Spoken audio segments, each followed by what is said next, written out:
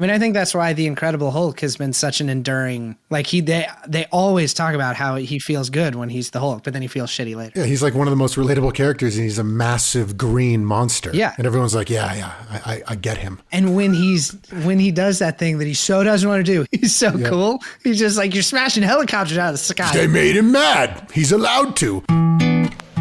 Okay, so record the intro now. So what did Milkless? Because I think we start with the name. Two dads, we love our kids, but then we also need them to know that we're like pretty cool and it's not like a wimpy podcast. So, hey, Milkless. Hey, welcome. Hey, Milkless. Call the audience, Milkless. What's up, Milkless? Matt and Max coming at you. What if that's it? That's our first take. All right, on this episode, we are going to talk about your temper. Dad's got a temper. How do you deal with it? How do you still act the way you want to act even when you're mad? How do you short circuit those moments where you get so mad you do something you're embarrassed about? Because we all know we've done that. Then we'll talk about, is the goal even really to eliminate anger entirely? Or is there a place for it in a happy, healthy home? Here we go. Let's do it. All right, thanks for joining us, everyone. So today we're talking about rage and frustration when you lose it as a parent. I think we just kind of clear the air and kind of let's just throw out either our low points or our dumbest points, or like, Matt, what's the dumbest thing or worst thing you've ever said to your kid when you're angry? Well, this is certainly not the worst thing, but it was one, in hindsight, I was like, this is one of the dumbest things I've ever said. So my daughter, she was like 2.5, and we were going hiking. And when she is interested and likes the hike, this girl can go for hours. But if she's not feeling it and it was a little hot that day, she will just like stop and say, my legs are tired, and she will not move. So one time this happened, we were like 15 minutes into a hike, and it was like we were off trail. I would like carrying her back was gonna be a whole thing. And so I just was trying to talk, like, let's go. Uh-oh. I just get madder and madder and madder. Uh-oh. And then finally I take off my hat and I throw it on the ground like a baseball coach. And I say, we're losing our edge to a fucking 2.5-year-old. Yeah. This edge that she once had, we were losing it. We're losing our edge. And I meant it. When I said it, I really meant it right in that moment. It's like I used to brag about you and your hiking ability. I'm done. Well, and what I really want for my 2.5-year-old is to have like a hard edge. Yeah. You know, that's what she needs at this point in her life. That's super docile compared to what I'm about to say about when I lost it one time. This is probably the worst thing I've done. Thankfully, the child was young and won't remember it. But let's go for that high watermark to really make people feel comfortable. Got to normalize the fuck ups. Yeah, everybody does it. So we were living in Amsterdam, and we were, doing sleep training of one of our kids, and I think he was let's say 2.5, and he kept coming into our room, and I was killing it. I was just doing so good because I'm the one who gets up in the middle of the night because I don't need as much sleep as my partner. So just pick up. Oh no, bud, we're going into bed. He's freaking out. I'm like, no, we're going to go back to bed. So just bring him into his bed. And we were literally doing the exact same thing. I'm not even exaggerating. Maybe 6 hours from 11 till 5 in the morning. I just kept doing it, taking him. Nope, bud, staying calm. But then something snapped in me. And I'm like, this is going to go on forever. And I did a fake phone call to the Amsterdam police. I'm like, okay, I give him one warning. I'm like, if you don't go in, I'm calling the police. I was at my wit's end. I had nothing left. I'm like, I'm calling the police. You want me to call the police? Watch. I'm calling the police. He's like, you think he called my bluff at 2.5, kept going, freaking out. No. I'm like, okay, fine. Watch this. And I even waited. I'm like, yeah, is this the Amsterdam police? Oh, yeah. Mag ik Engels praten? Yeah. Yeah, my son? Yeah, he's here. Yep. 3 years old. It's an acting gig now. Yeah, he won't go to sleep. Come pick him up. Take him to kid jail. Okay, and he's freaking out. He's like, no, I'll go to bed. I'm like, no, they're already coming. You're outside? Okay. He ran back into his bed, and he stayed at that point. Oh my God. But in retrospect, man, I got a buddy that told his daughter that they were going to have the doctor come look in her ears if she couldn't, because that was her biggest fear, was the thing sticking in the ear. Oh, yeah. And he's like, for months that got her to bed. I just told her the doctor would come look at her ears. Yeah, no, listen, we lose it. We lose it and people lose it. Like, for example, I said on the last podcast episode, I've hit the dining room table before. I've done it twice, actually. Hit the table really loud in an attempt to scare my kids. Yeah. I was so mad. Moment, you're like, yeah. In that moment, I hit the effing table, like, very hard and very loud. I was like, we don't do that in this home. Hit the table. It's like, in retrospect, like, what are you doing, guy? And you can almost always take whatever line you said to your kids and apply it to yourself. My wife tells this story of stamping her foot on the floor as hard as she could and saying to our daughter, pull yourself together. And she was like, which clearly in that moment I was not. Like, I was talking to myself. It's like, yes, pull yourself together. What are you doing out there? Yeah. So, Matt, why don't you frame it for us? So what are maybe some common triggers, and why do you think we do these things? And I don't think anyone really sets out with their game plan of fatherhood or parenting that, oh yeah, if my kid pushes my buttons, I'm gonna lose it on him today. I thought I had no temper until I had kids. I hadn't gotten like really mad in a way that I acted in ways I really didn't want to. I hadn't been that mad in years. And then I had a kid. So you find your temper when you have a kid. There's a couple of things that get me going. One is what you were describing with the overnight. It's just the war of attrition. Yeah. You're like, I'm gonna be calm, I'm gonna be calm, I'm gonna be calm. Just shove down that rage. I'm gonna keep behaving like I want to. Serenity now. Oh, serenity, woosah. And one, your kid can sense that dissonance because they're so attuned. And then two, what that means is like when the dam breaks, there's a whole lot of water behind it. Well, so then if you're aware of this, what are there any things that you do personally to can you feel it coming? Yeah, that's the weirdest thing, is to be like, I'm losing my shit. I'm going to lose my shit. Here it comes. And there it is. It's so strange. So there's a couple of things, and I'm pretty shitty at doing one of them and decent at the other. The first thing is I've stopped really trying to hide if I'm getting frustrated. I try to articulate that to my kid as soon as it's happening. It's like they sense it anyways. As soon as I tell you like, oh man, I'm really starting to lose it. One, I buy myself a little more time before I lose it because I off gas a little bit. And two, now it's collaborative. She knows what's going on. She knows we're heading in the wrong direction. Mm-hmm. The other, and I'm so bad about this because I'm stubborn, but like tap out. You have to tap out with your partner. Yeah. I so often get in this place where it's like, no, I started this. I'm going to finish it. And like my wife will text me like, do you want to swap and hold the baby? I'm like, no, I got this. Yeah. And then 10 minutes later, I'm like, I'm not yelling. I'm just talking loudly. And this is going so fine. And then my wife will come in the room and she'll just hand me the baby. And I'll be like, thank you. I'm sorry. Yeah. Well, it's so weird. In retrospect, you would have been able to see that in yourself if you were watching it third person. Yeah. But for whatever reason, when you're in it, it's very hard to have that self-awareness in the moment.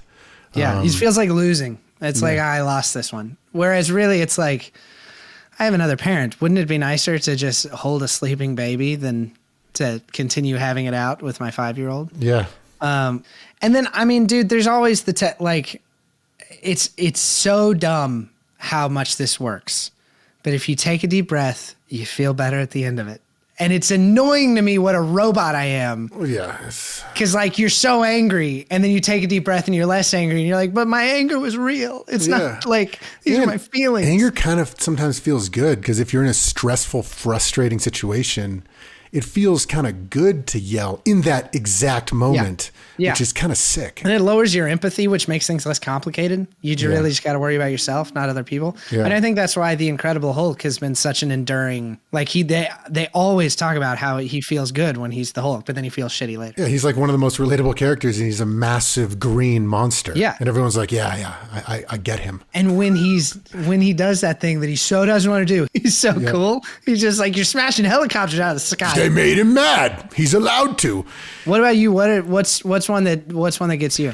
Well, it's not one because honestly, it's actually just me. When I am stressed, the problem is me. Because anything will trigger me if I'm stressed, tired, and trying to do something. I try to do 30 minutes of work or something on my phone in the kitchen, and they just swarm me. They can sense, they smell the blood in the water that I'm trying to do my own thing. And my subconscious is basically saying, why don't these kids understand that I just gave them everything for the last few hours? I need to just do 30 fucking minutes. And then that's when I don't even realize it happens. And I'll say something, I'll lose it for a little bit. I'll be like, why can't you just give me a minute? Give me a minute. And then it's like, whoa. Yeah. Why did dad just like... Out of nowhere. Yeah, they didn't know what was going on. They didn't see that bubbling. Yeah. And it was entirely me because a stressful email came in and then I take it out on the kids. There's two things going on. One is like the stress that you're feeling from an external source, but the other is that attempt at parental multitasking and distracted parenting, which is so hard to avoid because our world is a distracted world, but you are never at your best as a parent when you are also trying to accomplish something because kids slow everything down. No, and it's stupid on my part. So the ways that I've been able to mitigate this is my wife is always just like, dude, go in the office. I'm like, because she can see it bubbling. She's like, Max, go in the office. Go in the other room if you're going to do an email, And that is a way to avoid it is just don't try to play a board game and answer an email. It's like, I know it's my turn. I'm going. And it comes from a good place. You don't want to like exit the party and silo yourself away. But I do think in general in life, we lie to ourselves about how effective we are at multitasking, and parenting is so much that way. I mean, trying to write a work email and parent a child at the same time, that's not a thing. Yeah. That's just not a thing you can do. 100%. And so now to kind of frame it a little bit with some research here, I think this is going to be obvious. In a 2017 study, 82 couples with sons between 9 and 11, total anger expression with the father, like the father was showing, almost tracked linearly with their son's emotional sensitivity and anxiety, and also having negative peer relationships. So I think that's clear, and I think everyone would naturally think that. What's more interesting was a 2010 study about consistency. So even parents that show a lot of warmth and love, if the parents are inconsistent and kind of blow their top on, people never really know what's coming. The youth development is weaker. There's weaker parental bonds, and they actually fail to internalize pro-social norms. And pro-social norms are like voluntary behavior, to benefit another. So kindness, compassion, helping behaviors at school. Being a good hang. Yeah. Pro-social equals being a good hang. Yeah. This guy's chill. So like, what would you say about consistency? It's tricky. And I don't think I always do this as well as I wish I did. I think a lot of times I use humor as the first indication that I'm starting to grow frustrated. I'll be like, baby, not cool, kiddo. But then as it ratchets up, she's like, wait a minute, a second ago, dad was being funny. And now it's not funny anymore. There's a thing that maybe in your defense, though, maybe that is consistency, that's your arc and you're showing that this is coming. I think that, but if it comes out of left field, I think if the kid can't predict that dad's about to get mad, I think that can create a very unstable environment because they don't really know what's coming. And that's why it's not that you can't ever get mad. It's that I'm not sure. They need to know this thing makes dad mad, which goes back to the point you made earlier about how fraught it is if you're bringing anxiety, frustration, stress in from the outside that they don't even know about. They don't know that your client's being a dick. Right. They just know dad's angry and I don't know why. Like I can't trace it to anything between us. Yeah. And that's something I want to work into my sort of internal parenting plan that I don't really think about a lot is the consistency thing, because I think that I can just nail it so much for so long. And then I'm tired, I'm stressed. And then you have to have patience for your own fallibility though. I mean, I think that's why I'm big on, if I have a shitty day, the minute I walk in the door, I try to tell my daughter I had a shitty day so that even though the factors that are making me less patient or whatever come from the outside, she at least knows they're there and understands them. You can explain it like, oh man, I'm trying to make this thing, and this guy that I'm trying to make it with, he's not making his part of it. I'm making my part, but it sucks because his part sucks, but it makes me look dumb. So I'm mad, and I'm sorry, but I'm probably not gonna be as patient tonight. But it's not because of you. And then you buy yourself a lot of room to then just be a little chippier, which you probably can't help anyways. Because I feel like just gritting my teeth and being like, but I'm not gonna take it out on her. It's like, well, Yeah, you will. You're a person. Like, you're going to be different Yeah. if you had a bad day than you had a good day. So I think that communication can create some of that predictability that you're talking about. Yeah. But also, it's almost like a self-fulfilling prophecy that if you identify it and acknowledge it and say it out loud, it probably never blows. It doesn't get you as bad. That's right. Because you are acknowledging it and you'll probably take steps to mitigate it. It also gets back to something we talked about in our first episode, which is consistently communicating to your kid that you have your own internal life. Who among us never feels anger? So if your kid never, ever, ever sees your anger, your kid never sees who you are. Exactly. At some point, you are hiding your internal emotional experience from them. And that's not the goal. The goal is to act in the way that you want to act. And it teaches the kids maybe how to deal with, a shitty day or anger or whatever, because they're modeling their behavior after us all the time. So how you handle those things, especially if you nail it, it shows them how to navigate that sort of thing. How to move through anger, how to feel it, and then... Yeah.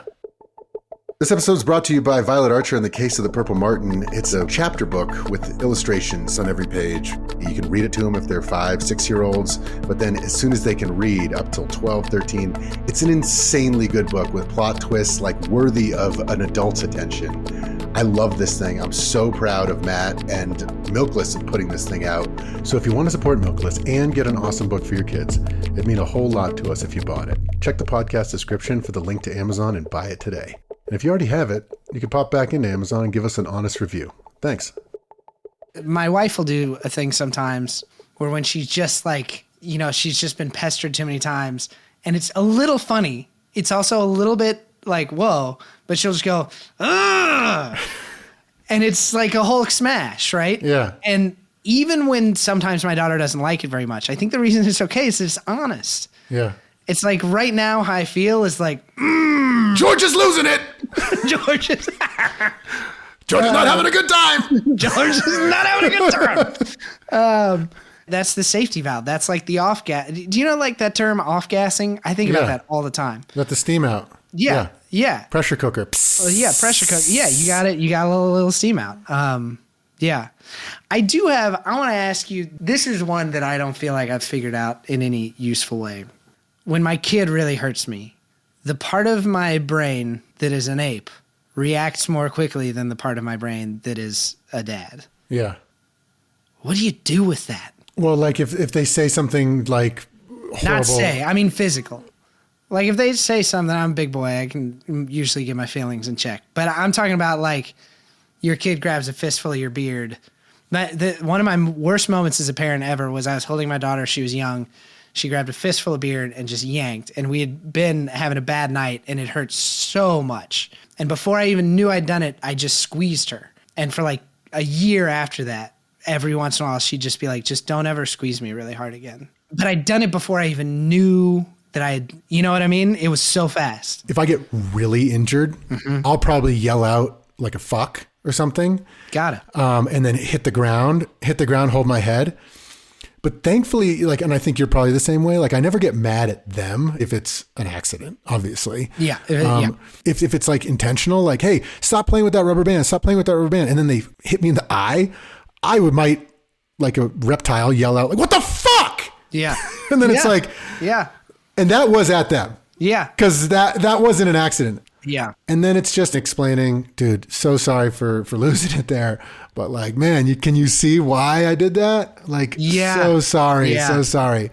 That's not the way I wanted to respond. But also the thing that triggered it was not like, that's not okay. Yeah. That's a tough one. When you fuck up, but so did they, but you fucked up harder. Yeah. It's like, ooh. Or, I mean, even if they fucked up harder, it's like you're more responsible because you're 39 and they're not. Yeah. That time that my daughter punched me in the balls and I slapped the wall, yelled fuck. Like before I even was making any choices about how I would respond, I had already done those things. Yeah. And then, she burst into tears and I tried not to throw up for a little while. I mean, she really... Oh, she took you down to Chinatown. It was a good one. It was like she cleared the shaft and so there didn't slow down at all and caught just balls. Oh, it's one of those ones where you want it to hit the penis first to protect the balls. Yeah, you do. Yeah. Because it can take it a little more. Yeah. It's more of a stinger than a... Yeah. You can taste it. Taste it in the balls. Anyways, at the end of that, She was like, Daddy, please don't ever do that again. That really scared me. And I was like, I'm so sorry. I'll try not to ever do that again. But if you ever hit me in the balls as hard as you can again, I don't know what's going to happen. But the ones where you kind of put a little stank on it, and we talked about it in the last episode, a bit of shame, where it's like, oh, so sorry for yelling and scaring you. So sorry. But like, you know, you see why I did that. Like you hit me. And, you know, what are you thinking there, buddy? Like, come on. Like, it's like, yeah, right. What type of person? Oh, no, not good. Yeah, the physical pain is I feel like when I've had my biggest anger transgressions, there's almost always been an element of physical pain involved. Yeah. So I want to chat quickly about yelling, because there was a study we talked about in the last episode about a survey in 2004. Okay, so over 2,000 parents, young children aged 19 to 35 months, parents who claimed that they yelled a decent amount. It showed for child developmental risk just from yelling.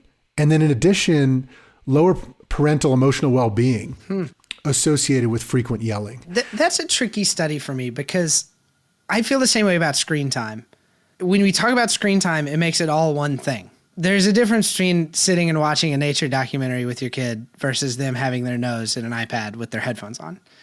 There's a difference between saying, whoa, and saying, what are you doing? Like, they're both loud. What if you're yelling something nice? You're the best. Hey, guys, I made your favorite dinner. Yeah, right. Or like, do you remember the first episode of Sopranos when AJ figures out his grandma's not coming to his birthday dinner, and he goes, "What? No fucking ziti?" And all the adults just go, "Oh!" Like, to me, that's fine. Like, they do something, and you're just like, "Hey, whoa, oh, whoa." So I think if you're really angry, that's what's scary. Volume often accompanies anger.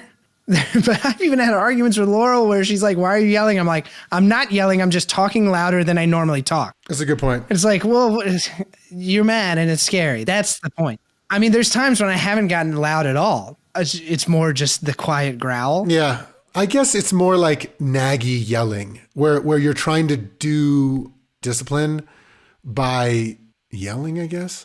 I don't think you want to use increased volume as a way to get compliance or to get your point across, because I think that happens sometimes. Yeah, sure. Well, you just you've been in an argument with your spouse. You suddenly find yourself talking louder than you normally talk. I'm not yelling. You're yelling.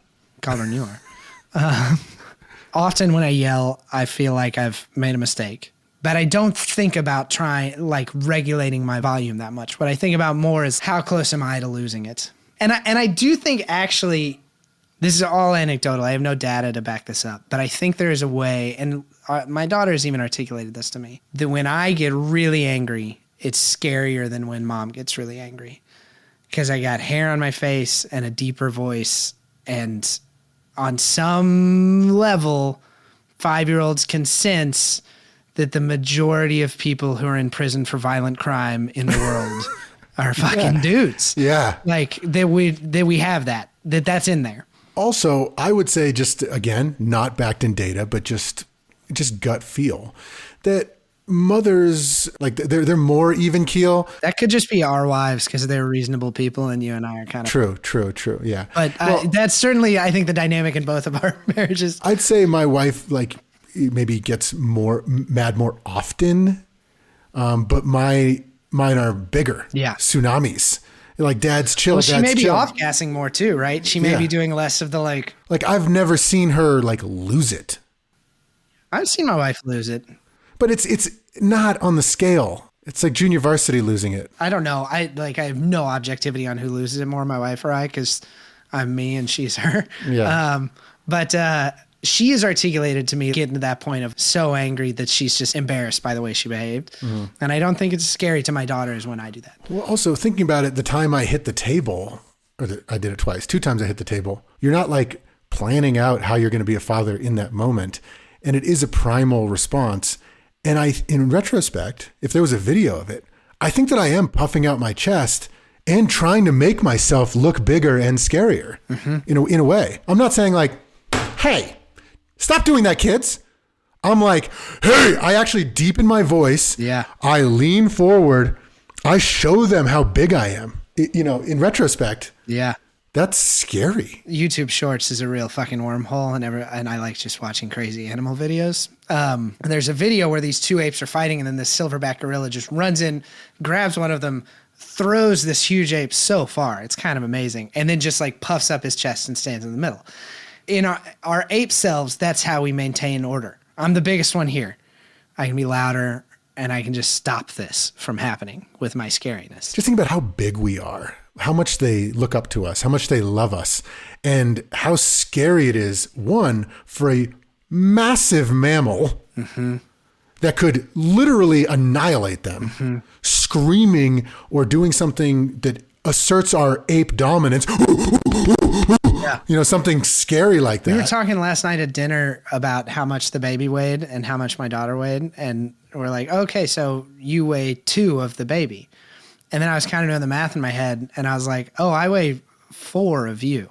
Just imagine that someone who is about 14 feet tall and weighed, 700 pounds. And then also just the person that they look up to most, like they're Michael Jordan. Oh, bigger. I mean, they're Zeus, right? Like first model of God, basically, is your parents. Yeah. So then it's like a double whammy. One, maybe physical fear, like how big this animal is. But 2, just like, oh my God, the thing that I love the most, like I just let them down and they're obviously in pain or mad or whatever. Just think about how scary that is from their perspective. That's such a good point. You got to think about it, but then you also need to have that feedback loop of not like self-loathing as a parent, like, oh, I'm not a good dad or this or that. Yeah. Everybody, steps out of line sometimes. Everyone does things that they didn't wish they had done. Yeah. And that kind of brings us into like apology. I mean, there was a study, it's about mothers, but it likely applies to fathers too. 177 mothers of school-age children and a maternal proclivity to apologize. So like how often they would apologize or if they did it at all. I know some parents who just don't apologize. They see it as a sign of weakness. If they apologized, it was positively associated with involvement of the parent, positive parenting, and then again, child pro-social behaviors. Inversely, if they didn't get apologies, would have the opposite.